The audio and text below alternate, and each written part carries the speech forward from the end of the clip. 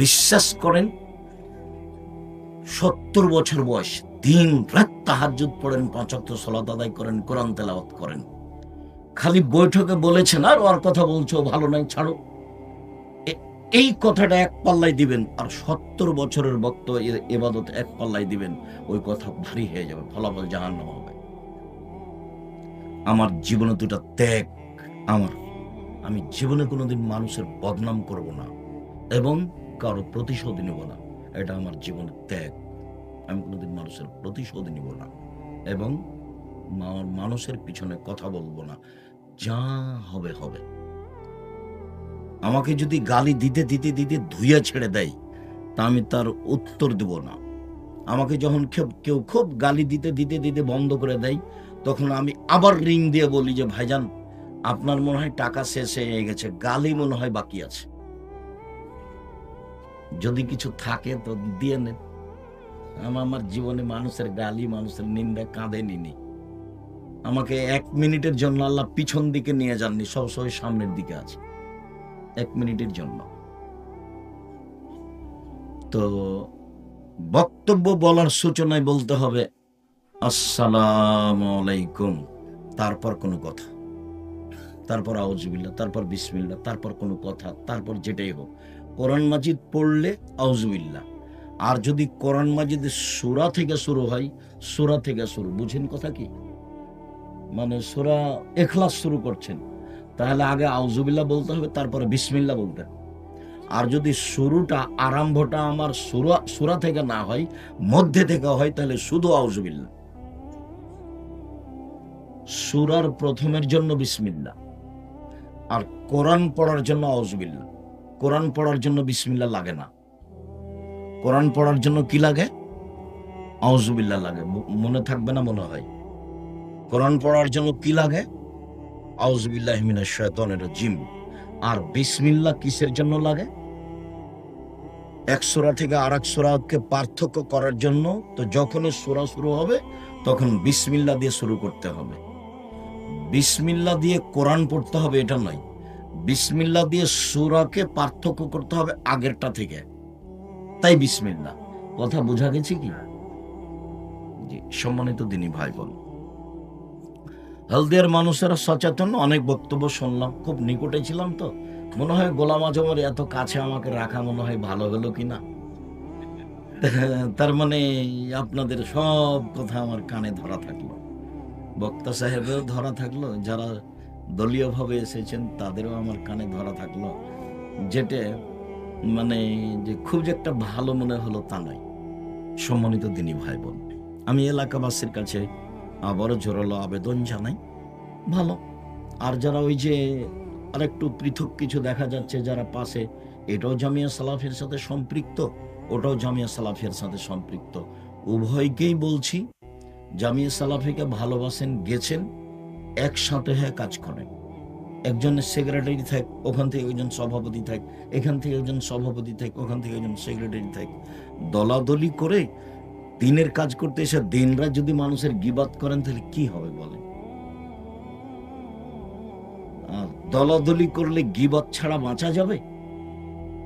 দল করলে গীবাত ছাড়া বাঁচা যাবে কেমনে? গীবাত দিই তো দল, দল চলে না গীবাত ছাড়া, বদনাম ছাড়া চলে না। সম্মানিত দিনী ভাই বোন, চলেন অল্প সময় কথা বলি। মানুষের সাথে পাপ দুই ধরনের, একটা মানুষের সাথে জড়িত পাপ, একটা আল্লাহর সাথে জড়িত পাপ। আল্লাহর সাথে জড়িত পাপ কি? সুদ খেয়েছে, এটা আল্লাহর সাথে জড়িত পাপ। জেনা হয়েছে, এটা আল্লাহর সাথে জড়িত পাপ। সালাত আদায় করেনি, নামাজ পড়েনি, এটা আল্লাহর সাথে জড়িত পাপ। আল্লাহর সাথে সম্পৃক্ত পাপ ক্ষমা হওয়া সহজ।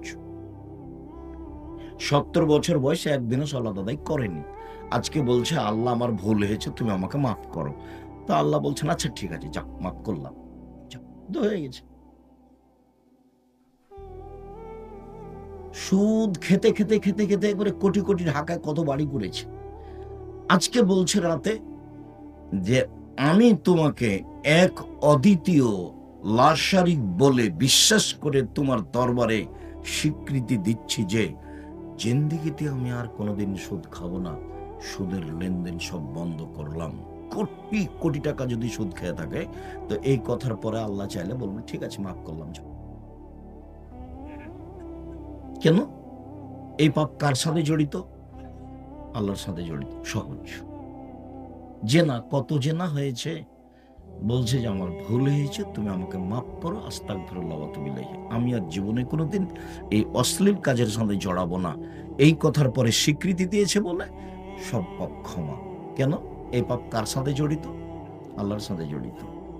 এখন দল হোক আর সংগঠন হোক, আর বাড়ি হোক আর ঘর হোক, জমি হোক আর জায়গা হোক, এই যে এই লোকটার ব্যাপারে বলল, আরে ওর কথা তুলে রাখো, ওর মুখ খারাপ, এই বলে সেই বলে, ভালো মানুষ নয় ও, এই যে বলে ফেললো কথাটা, বা বলল ও ভালো নয়, চুপ থাক, এই যে বলল, এই বাক্যটা এক পাল্লায় দিতে হবে, আর 70 বছরের ইবাদত এক পাল্লায় দিতে হবে। কোনটা ভারী হবে? এটা ভারী হবে। কেন? মানুষের সাথে জড়িত পাপ আল্লাহ ক্ষমা করেন না। আপনি আমার বদনাম করার পরে, গীবাত করার পরে, আমার জমি জোর করে দখল করার পরে, আমাকে বাড়ি থেকে তুলে দেওয়ার পরে, কাবা ঘরে গিয়ে বাকি জীবন গিলাপ ধরে যদি কান্নাকাটি করেন, আর আপনার যদি পাপ ক্ষমা হয়ে যায়, তাহলে ইসলাম ধর্ম মিথ্যা, ইসলাম ধর্মই সত্য নয়। আপনার পাপ ক্ষমা হবে না। যার বদনাম করেছেন তার হাত ধরে ক্ষমা চাইতে হবে, ভাইজান আমি বুঝতে পারিনি, আপনার ব্যাপারে কিছু বলে ফেলেছি, আমাকে মাফ করেন। ও যদি মাফ করে দেয় তাহলে ক্ষমা হবে, সেটা ক্ষমা হবে না। আপনারা 2 ভাই 1 বোন, আপনার বাপ আপনাদের 2 ভাইকে জমি লিখে দিয়ে চলে গেছে, প্রতি বছর উমরা করেছে, হজও কয়েকবার করেছে, আপনার বোনকে জমি দেয়নি। এটা তো আবার গায়বান্ধা। আব্দুল রাজ্জাক সাহেব, গায়বান্ধা মানে চট করে এই কথা বললেন কেন? হ্যাঁ, রংপুর, দিনাজপুর, লালমোহন, নীলফামারী, কুড়িগ্রাম, পঞ্চগড়, ঠাকুরগাঁ, গাইবান্ধা, জয়পুরহাট, বগুড়া, এসব ডিস্ট্রিক্টের বোনেরা ভাইয়ের কাছে জমি চাইলেই খেপে যায়। আপনার বাপ মারা গেছে, তা আপনি জমি ভাগে নিবেন সকালে, আর আপনার বোন নিবে বিকালে, এইটুকুর সুযোগ আছে কি? জি না। যে সময়তে আপনি নিয়েছেন, আপনার বোনও সেই সময় নিবে, এটা শরিয়ত। তো আপনার বাপ আপনার বোনকে জমি না দিয়ে জান্নাত কিনতে চায়, অসম্ভব, এটা হতেই পারে না, ও জাহান্নামে চলেই গেছে। ঢোকেনি কেন? মরেনি, এই জন্য মরলেই যাবে। তার নাম মানুষের সাথে জড়িত পাপ, তার নাম মানুষের সাথে জড়িত পাপ। মানুষের সাথে জড়িত পাপ ওখানে ক্ষমা হয় না। যেটাকে আমাদের দেশে কি বলে? হক নষ্ট। আমাদের দেশে কি বলে? হক নষ্ট। যার জন্য আমি তোমাদেরকে বলে দিয়েছি যে তোমার বাপকে যদি আমি কুকুর শ্রীগেলের চেয়ে খারাপ প্রমাণ করতে না পারি, আমি জাতির সামনে বক্তব্য দিব না। বহুবার বলেছি, তোমার বাপকে যদি আমি কুকুর শ্রীগেলের চেয়ে খারাপ প্রমাণ করতে না পারি, তাহলে আমি বক্তব্য দিব না। শিক্ষিত তো বহু দূরের কথা, আরে তোমার বাপ মাস্টার ডিগ্রি পাস মানুষ তো বহু দূরের কথা, ওটা তো প্রশ্নই আসে না। তোমার বাপকে যদি আমি অশিক্ষিত প্রমাণ করতে না পারি, আমি জাতির সামনে বক্তব্য দেব না। এটা 90 সাল থেকে বলছি, মানে 36 বছর চলছে একই কথা।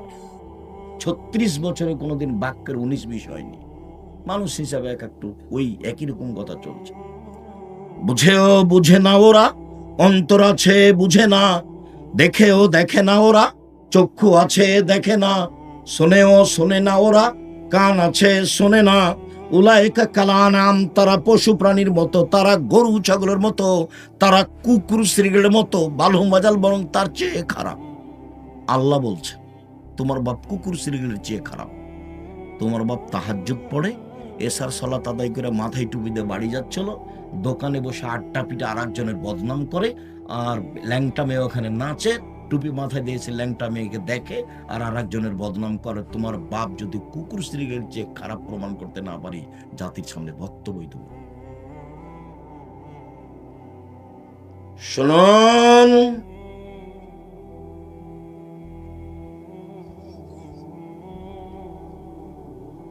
সালাত আদায় না করা মহাপাপ। ইবাদতের জগতে ব্যতিক্রম ইবাদত হলো সালাত। ভিন্ন ধরনের ইবাদত হলো সালাত, যার উপরে নির্ভর করে অন্যান্য ইবাদত। সালাত এমন একটি ইবাদত যার উপরে নির্ভর করে অন্যান্য ইবাদত। সালাত যদি হয়, বাকি ইবাদত কবুল হবে। সালাত যদি কবুল না হয়, তাহলে বাকি ইবাদত বাতিল বলে গণ্য হবে। সালাত এমন একটি ইবাদত যাতে ছাড় নেই। অন্যান্য ফরজ ইবাদতে ছাড় আছে, যেমন রমজান মাস ফরজ ইবাদত, কিন্তু আপনি অসুস্থ, শরীরটা কেমন কেমন লাগছে, এখন করিয়েন না, পরে করেন। এই যে রমজান মাস ফরজ, তবু ছাড় আছে।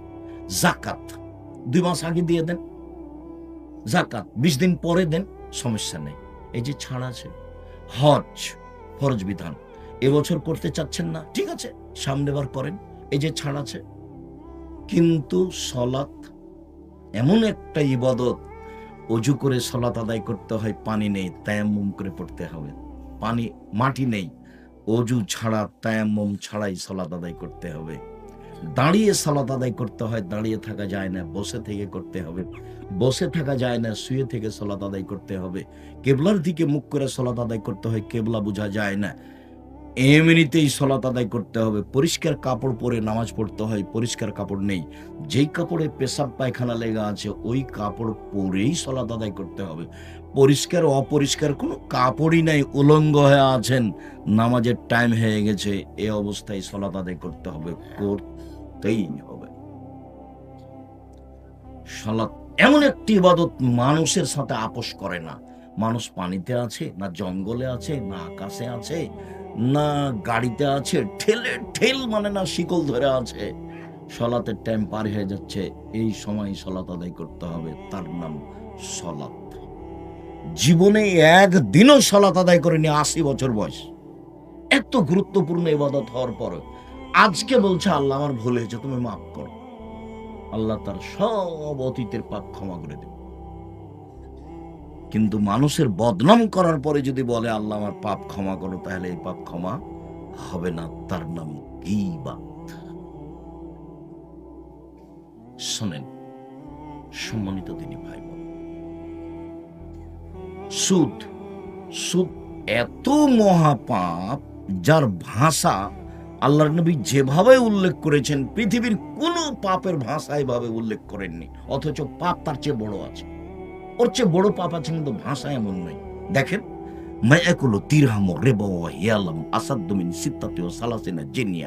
কেউ যদি জেনে শুনে 1 টাকা সুদ খায়, 36 বার জেনা করে যত পাপ হবে, 1 টাকা সুদ খেলে তার চেয়ে বেশি পাপ হবে।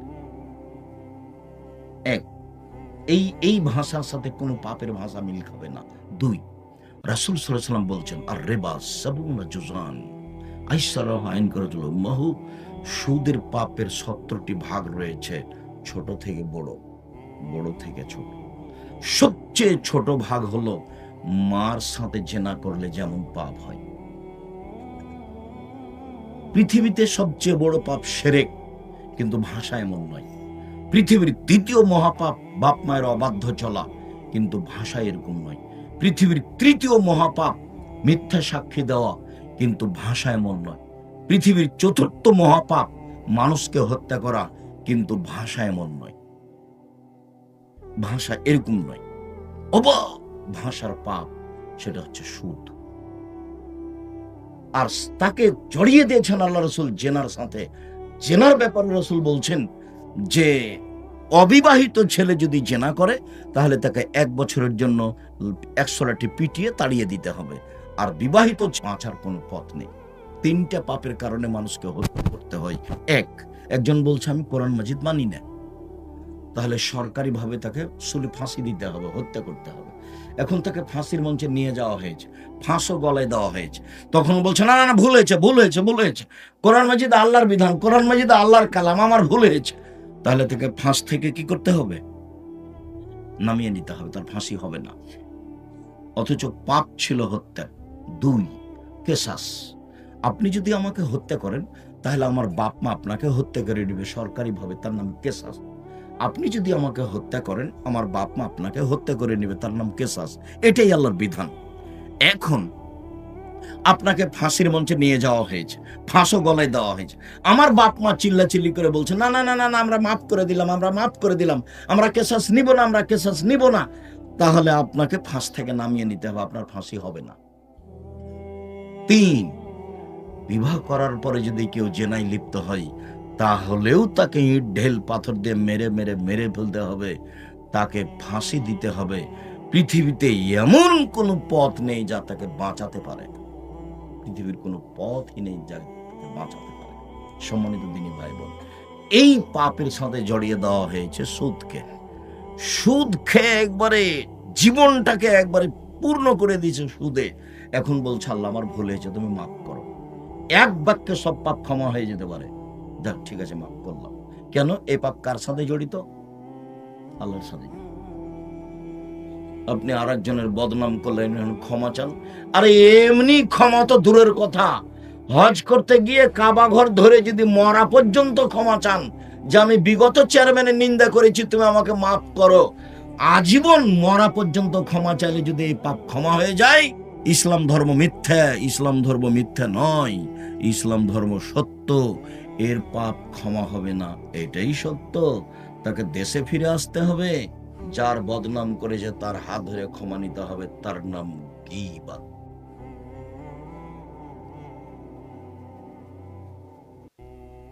উপার্জনের 4টা পথ। 1, দিন মজুরি করে খান। 2, চাকুরি করেন বৈধ। 3, জমি চাষ করেন। 4, ব্যবসা। তখন রাসূল সাল্লাল্লাহু আলাইহি সাল্লাম বললেন, সত্যবাদী বিশ্বস্ত ব্যবসায়ীরা নবীদের সাথে জান্নাতে থাকবেন। অবাক উপার্জনের পথ, অবাক অবাক উপার্জনের পথ। উপার্জনের পথ কয়টা? 4টে। 1, দিন মজুরি, কিষান কামলা, বুঝেন না আপনারা? এটা একটা উপার্জনের পথ। 2, চাকরি করেন, যেখানে করবেন বৈধ জায়গায় চাকরি করেন। দিন মজুরিতে টাকা শেষ হবে সন্ধ্যায়, চাকরিতে টাকা সাধারণত শেষ হয় 25 দিনে, 5 দিন ধার কর্জ করে চলে। 3, জমি চাষ। আমার আব্বা ছিলেন চাষি, হয় সমান সমান না হয় লস। জমি চাষে কি হবে? হয় সমান সমান না হয় লস। এ হলো 3টা উপার্জনের পথ। এইবার 4র্থ, ব্যবসা। তখন রাসূল সাল্লাল্লাহু আলাইহি ওয়াসাল্লাম বলছেন, মনে রেখো, সত্যবাদী বিশ্বস্ত ব্যবসায়ীরা নবীদের সাথে থাকবেন। এ তো বললেন, আর একটা বাক্য বলছেন, পৃথিবীর মানুষ শুনে রেখো, ইয়া মাশারাত তুজ্জার, ব্যবসায়ীরা শোনো, ইন্নাল বাইয়া ইয়াহজুরুল কিযব ওয়াল হাযাব। ব্যবসাতে মিথ্যা কথা চলে আসে, ব্যবসাতে কসম চলে আসে, অনর্থক বেখেয়াল কসম চলে আসে, বেখেয়াল মিথ্যা কথা চলে আসে, কিছু না কিছু চলেই আসে। ফাসুবুহু বিসাদকা, দান করে এটা মিটিয়ে দাও। এই উপার্জনের এত কেন প্রশংসা? ঘটনাটা কি? এইটা একটা মাদ্রাসা, হলদিয়া কওমি মাদ্রাসা, এখানে 20 জন এতিম আছে, কথার কথা। জামিয়া সালাফি আছে 519 জন। কতটি? 519 জন। আব্দুল রাজ্জাক সাহেব এত এতিম রেখেছেন কেন? কিভাবে চলে? কিভাবে চলে তা আমি বুঝতে পারি না, তবে বালা মুসিবত জন্য আল্লাহ এর উপর দিয়ে পার করে দেয়, যেন প্রতিষ্ঠানে না আসে, এই জন্য রেখেছি। মূলত আমার লক্ষ্য উদ্দেশ্য এইটা, যে এতগুলো এতিম রেখেছি, আল্লাহ এখানে সহজে কোনো বালা মুসিবত দিবে না, এই আশা।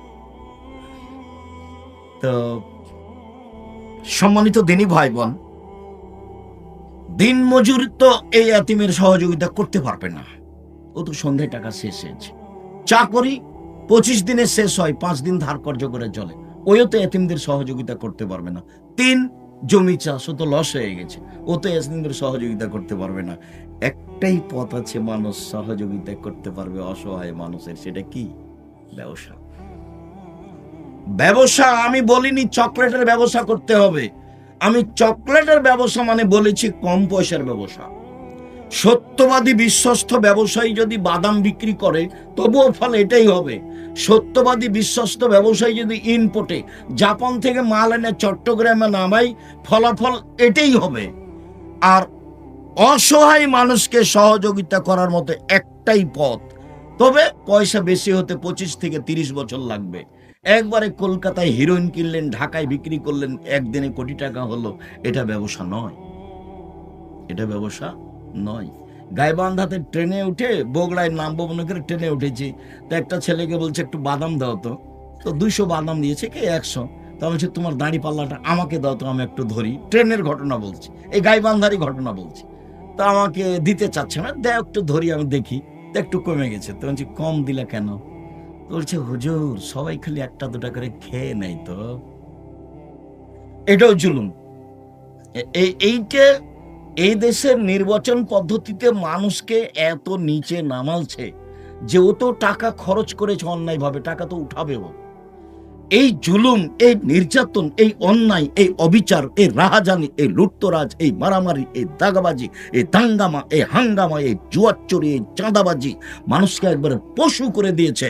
বুঝেও বুঝে না ওরা, অন্তর আছে বুঝে না, দেখেও দেখে না ওরা, চক্ষু আছে দেখে না, শুনেও শোনে না ওরা, কান আছে শুনে না।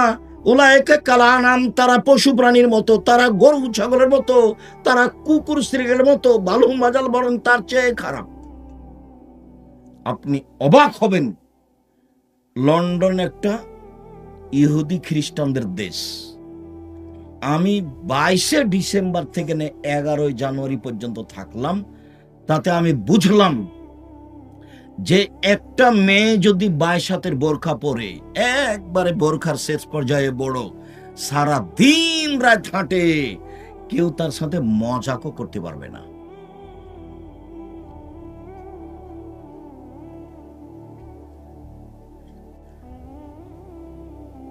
তার সাথে কেউ মজাকও করতে পারবে না। আর খালি গায়ে যদি হাঁটে তো তার দিকে তাকিয়ে হেসে উঠতে পারবে না। একটা মেয়ে খালি গায়ে চলে যাচ্ছে, কেউ তার দিকে তাকিয়ে হেসে উঠবে বা 18 বছর জেল হবে। কতদিন? 18 বছর। সেখানে জুয়াচুরি থাকবে, সেখানে লুটতরাজ থাকবে, সেখানে মারামারি থাকবে। ওরা নির্বাচন করে আপনাদেরকে দেখানোর জন্য, ওদের যেটা হিসাব আছে সেটা তারা করে। ট্রাম্পের সাথে একজন মহিলা ছিল, তখন মনে হচ্ছিল সব ভোট মহিলাই পাবে। যেদিন নির্বাচন হয়ে গেল সেদিন পুরুষ মানুষ দেখা গেল, তারপর মহিলাটার আর নামই নাই, তারপর আর কোনোদিন দাঁড়ায় না।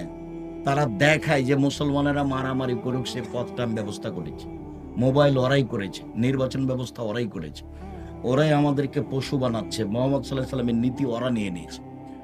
মোহাম্মদ সাল্লাল্লাহু আলাইহি সাল্লামের নীতি কারা নিয়ে নিয়েছে? ওরাই নিয়ে নিয়েছে। একটা গাড়ি সামনে আছে, আর একটা গাড়ি আগে দাঁড়িয়ে গেছে আপনাকে প্রাধান্য দেওয়ার জন্য। ও তো মোহাম্মদ সাল্লাল্লাহু আলাইহি সাল্লাম বলেছে যে আপনার চেয়ে আরেকজনকে প্রাধান্য দিতে হবে। এটা কে বলেছেন? মোহাম্মদ সাল্লাল্লাহু আলাইহি সাল্লাম বলেছেন। ও আপনার গাড়ি দেখে আগে দাঁড়িয়ে গেছে, আপনি রাস্তাতে পার হচ্ছেন, আপনাকে দেখে 20 ফুট 30 ফুট দূরে দাঁড়িয়ে গেছে, আগেই আপনার পাশে আছে। নীতি তো ওরা নিয়ে নিয়েছে। সম্মানিত দিনী ভাই বল, মহান আল্লাহ বলেন, ওয়াইলুল্লি কুল্লি হুমাজাতিল লুমাজা, সামনে নিন্দা করে যারা, পিছনে নিন্দা করে যারা, সুনিশ্চিত ধ্বংস হবে তারা, ওয়াইল নামক জাহান নামে যাবে তারা। বদনাম গীবাত করে যে, সে জাহান নামে যাবে। জুবাইরের এই ছেলে বসো কয়েক মিনিট। লায়াদখুলুল জান্নাতা কাত্তাব অফিরায়াতিন নাম্মাম, বদনাম গীবাত করে যে সে জাহান্নামে যাবে। রাসূল সাল্লাল্লাহু আলাইহি সাল্লাম বলেন, মাইয়াজমানলি মা বাইনা লাহিয়াইহি ওয়া মা বাইনা রিজলাইহি আজমানুল জান্নাহ, যে মুখের জিম্মেদারি নিতে পারবে আর লজ্জা স্থানের জিম্মেদারি নিতে পারবে, আমি মুহাম্মদ সাল্লাল্লাহু আলাইহি সাল্লাম তাকে জান্নাতে নিয়ে যাওয়ার জিম্মেদারি নিলাম। নির্বাচনে যায়েন না, জান্নাত হবে ইনশাআল্লাহ। এই যে আমি পরামর্শ দিচ্ছি, এক দেখেন, 1 5 ওয়াক্ত সালাত বাস, 2 হালাল রুজি, 3 কোরআন তেলাওয়াত, 4 আড্ডা পিটা হারাম, চিরদিনের জন্য হারাম। আড্ডা পিটা 2 ধরনের, একটা হলো দোকানে বসে মানুষের বদনাম করা 2 ঘন্টা 3 ঘন্টা আর ল্যাংটা বেটি ছেলে দেখা, এ হলো একটা আড্ডা পিটা। আর একটা হলো যে বড় মোবাইল হাতে আছে, প্রায় ছেলের হাতে আছে বড় মোবাইল, মানে যে না ল্যাংটা মেয়ে নাচছে, এই হলো একটা আড্ডা পিটা, ঘন্টার ঘন্টা আড্ডা পিটছে। এই 4টা কাজ হিসাব করেন, জান্নাত হবে ইনশাআল্লাহ। 1, 5 ওয়াক্ত সালাত। এই ছেলাই, এদিকে খেয়াল করো। 1, 5 ওয়াক্ত সালাত। 2, হালাল রুজি। চকলেটের ব্যবসা হোক না কেন, ব্যবসা করে খাও। চকলেটের ব্যবসা করবা কেন?